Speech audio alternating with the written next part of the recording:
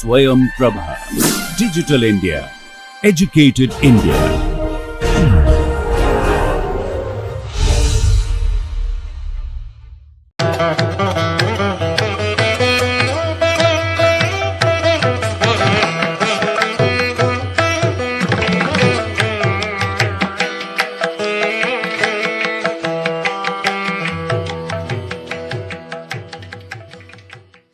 Shloka number 63.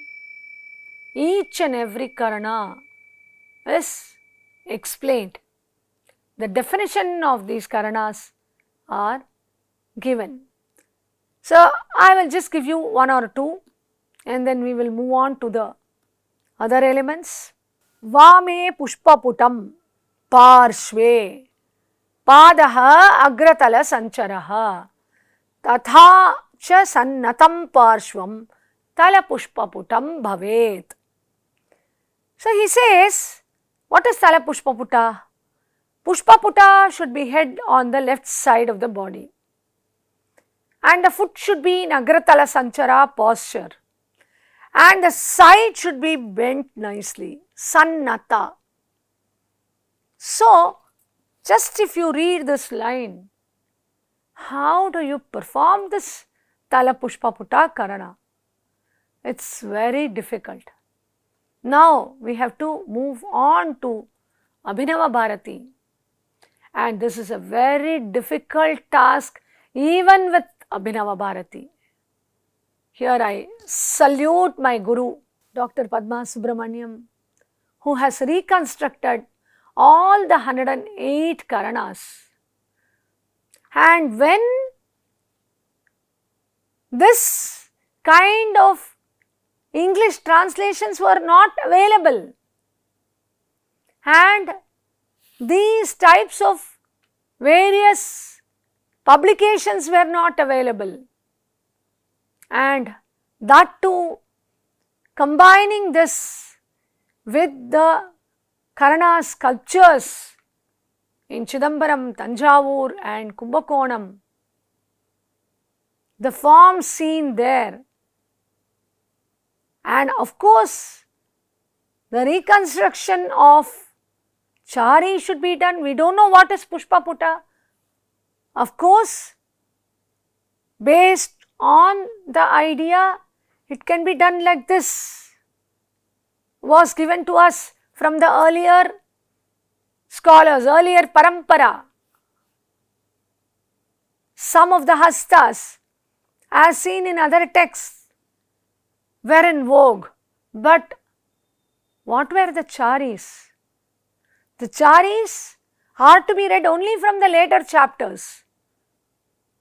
How the Padabheda has to be done, because Natya Shastra was not known during the mid of 20th century.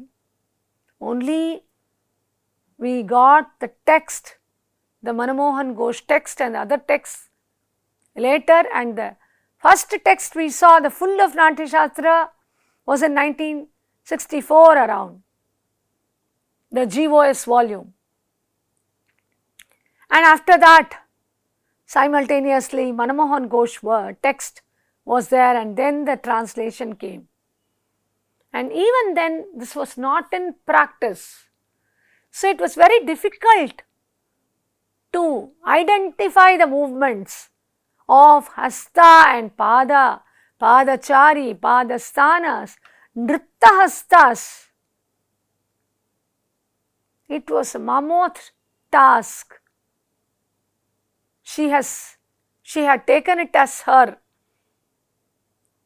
research, PhD research, and she has rediscovered, reconstructed all the 108 Karanas and also discovered the Karanas on the wall and identified them.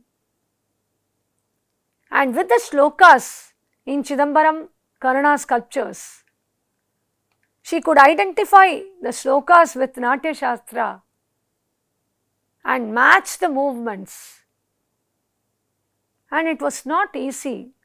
And now we have all these 108 Karanas, as in a video format, and still it has been performed by many dancers who have been under her tutelage. This form has been propagated not only all over India, not only in the Bharatanatyam style, in the Bharatanatyam style, and also in almost all the styles of classical dance forms. These Karanas have been incorporated as in a performance. So this is the importance of this Karana in the dance form. So coming back to this, how do you analyze or ascertain the movement of this Karana? Pushpaputa held on the left side and the foot is in Agra Tala Sanchara.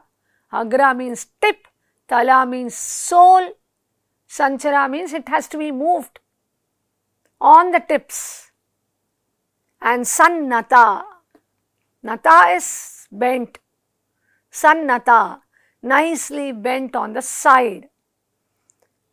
So this has led many scholars to say that Karanas were dance poses.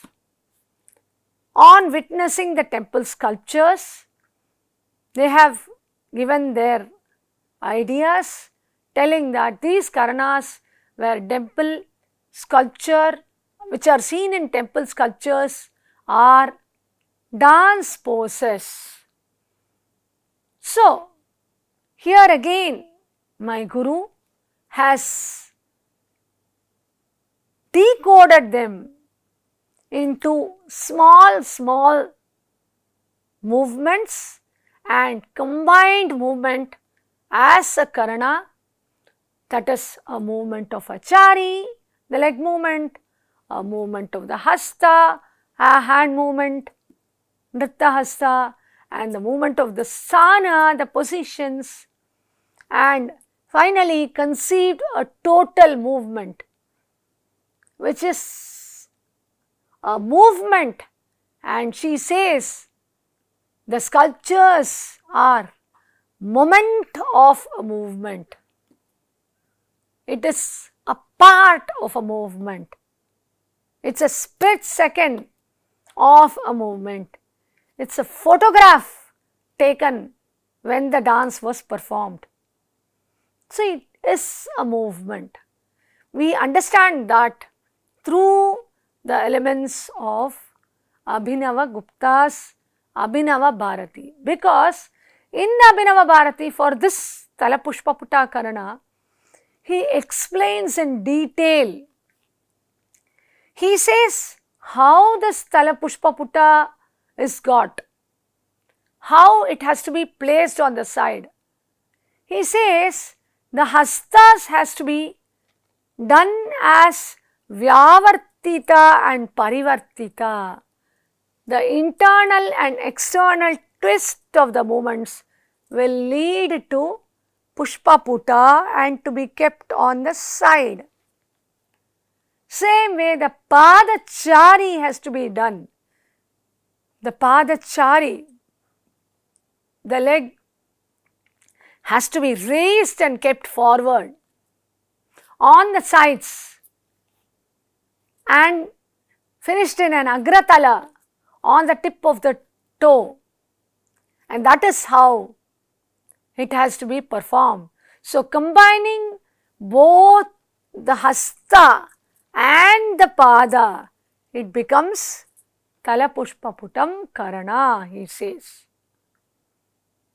This explanation is later analyzed in Sangeeta Ratnakara of Sharngadeva, also in a detailed way, like as in Abhinava Bharati, and also in Nritta Ratnavali of Jaya Senapati, and in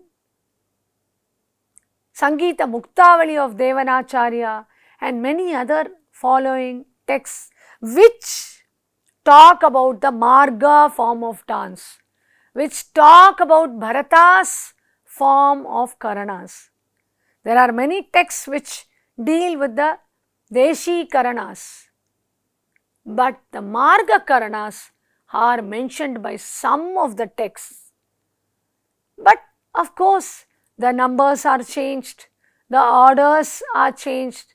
As we all know, even when we perform today, learn today, the adavas in Bharatanatyam, the same order is not followed by every school of dance. In Kathak, in Odissi, wherever we see, there are different schools of thoughts. Same way, these Karanas were in different order and slightly different style in the other forms or the textual sources given by later scholars.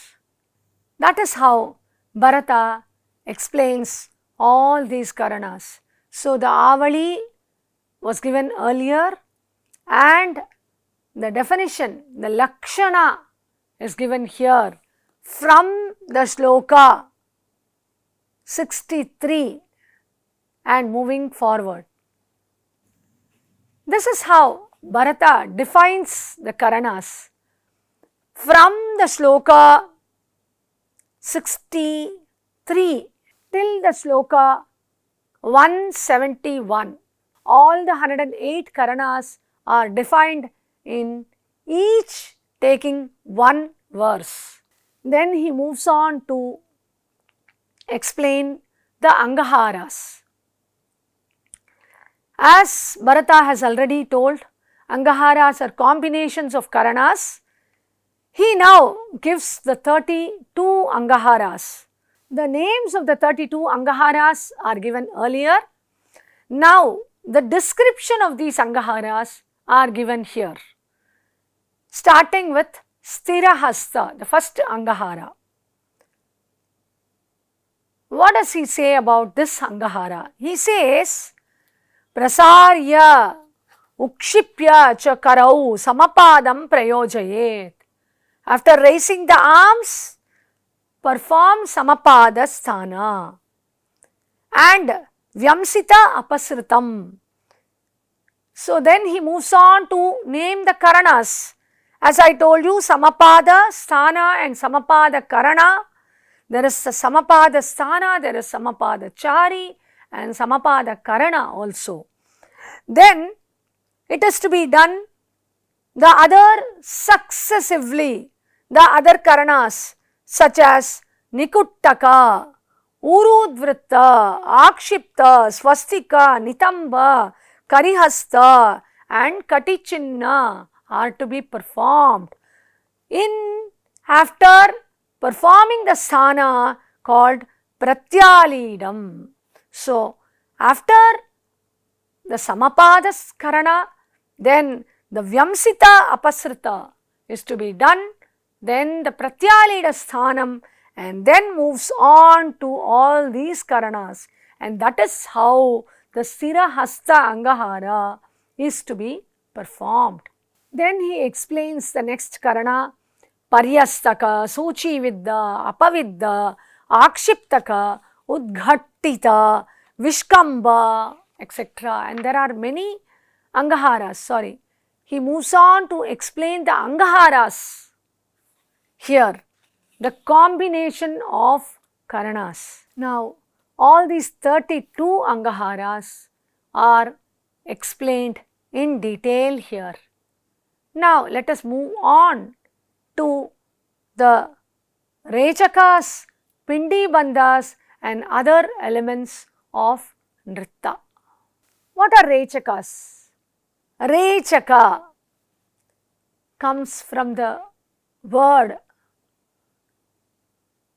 Rechaka. The term gives the meaning of beautifying the element. The grace, as we have the gamakas in music, like that the Rechakas are the graceful, subtle movements of the body which beautify the Karanas and Angaharas. Among the Rechakas, there are 4 given by Bharata. One is of the feet, then Kati Rechaka, the waist is moved gracefully. Then third is that of the hand movements, and fourth is of the neck movements. So how these are to be moved in a graceful way? The shloka says, Dvatrimshadete samproktastu angahara dvijottamaha chaturo rechakaschaiva gadato me nibodata. I will now, after speaking about the 32 Angaharas, I will now speak about the Rechakas, he says. Padarechaka ekaha syat, dvitiyaha katirechakaha, kararechakaha tritiyastu, chaturtaha kantarechakaha. So first in the Padarechaka, second is the Katirechaka, the movement of the waist. Kararechaka is the third one, movements of the hands, the graceful movements of the hand. And Kantarechaka is the fourth one. Rechitakyaha pratakbhave valanecha abhidiyate udvahanat pratakbhavat chalanachapi rechakaha. He says the term Rechaka means moving it round, that is rotating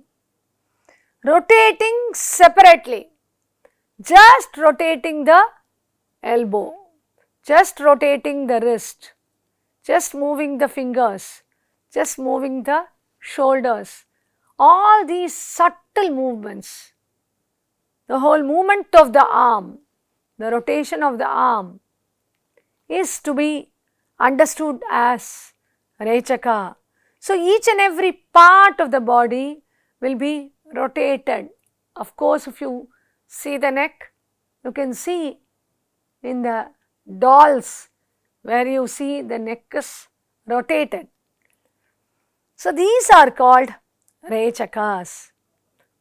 Then he also gives an explanation for the Padarechaka, going from side to side with a wavering feet or with differently moving feet is called Rechaka.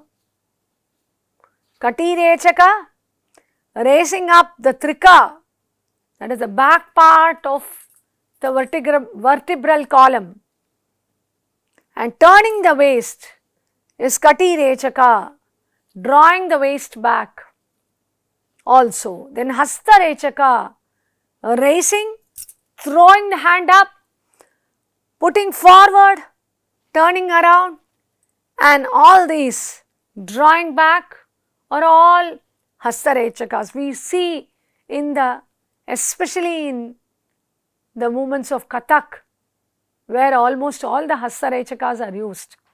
Then finally, it is Griva Rechaka or Kantarechaka, moving the neck, raising up, lowering, bending the neck sideways, and other movements, rotating, twisting or moving it on the sides. All these come under Rechaka. Even the pulling and the pushing of the neck come under Griva Rechaka. So now comes the next part, which talks about the Pindi Bandhas and also the Nritta elements to be performed, how they are to be performed. So,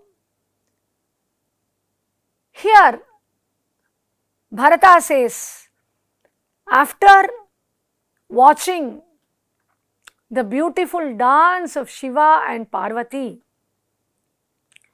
with beautiful Rechakas and Angaharas, and the graceful dance of Parvati, then also added with the instruments such as Mridanga, Bheri, Pataha, Jhanjha, Dindima, Gomukha, Panava, Dardura, etc. Maheshwara danced in the evening time after the breakup of the Daksha's sacrifice with different Angaharas and with proper Tala and Laya. And watching these, the Ganas like Nandi and Bhadramukha, they devised the names of the Pindi Bandhas, the formations. They gave names for these formations as Pindi Bandhas, and that is how the performance was witnessed by the Ganas, Bharata says. The names of the Pindis given by Ganas are very interesting. For Shiva, it is the Vrishapindi. For Nandi, it is the Pattisi Pindi. Chandika, Kali. For Kali, it is Simhavahini. Vishnu, it is Tarksha Pindi. Like that, the Pindis were named by these Ganas. What is a Pindi? So, if you see here, there is a Ganga Pindi. For Ganga, there is a Dhara Pindi. For Varuna, there is a Pindi. For Yama, there is a Pasha Pindi. So, these are all some of the weapons used by the gods, or especially the Vahanas of the gods. These are constructed as formations of the god. The Vahanas or the weapons of the god are formed as formations by the dancers. Especially when Shiva performed, the Pindis were brought in. So, identified. These were identified, and that is how they were named by the Ganas. So, after inventing these Rechakas, Angaharas and Pindis, Shiva said to Tandu, who in turn taught this dance along with the instrumental music. Bharata says, Rechakanscha Angaharanscha Pindi Bandhas Tataiva cha Srishtva Bhagavata Dattas Tandave Munaye Tada Tenapihi Tataha Samyak Gana Banda Samanvitaha Nritta Prayogaha Srishto Yaha Sa Tandava iti Smritaha. That is how it was known as Tandava. So, here now there is a short question of the sages. They say, they ask, there is a discussion. Yada praptyartam arthanam tadnyaihi abhinayaha kritaha kasmat nrittam kritam hyetat kam svabhavam apekshate. So, they ask for the understanding of the meaning. You have given us the abhinaya. So, why is this nritta performed? What is the nature of nritta? Here, nritta is defined. And they also ask, does it have any connection with the song while performing? The meaning of the song. So, as we all know, Bharata says, Bharata's nritta were connected with the meaning, but it did not give the exact meaning of the words. That is how he says, Atra uchyate na khalu artam nrittam kaschid apekshate. It need not represent any meaning, but if it represents, it's fine. Kintu shobham janayati ityo nrittam pravartitam. But it indicates, it gives beauty to the performance. So, it need not give the meaning, but it is so beautiful. And it is liked by everyone. Prayena sarvalokasya nrittam ishtam swabhavataha.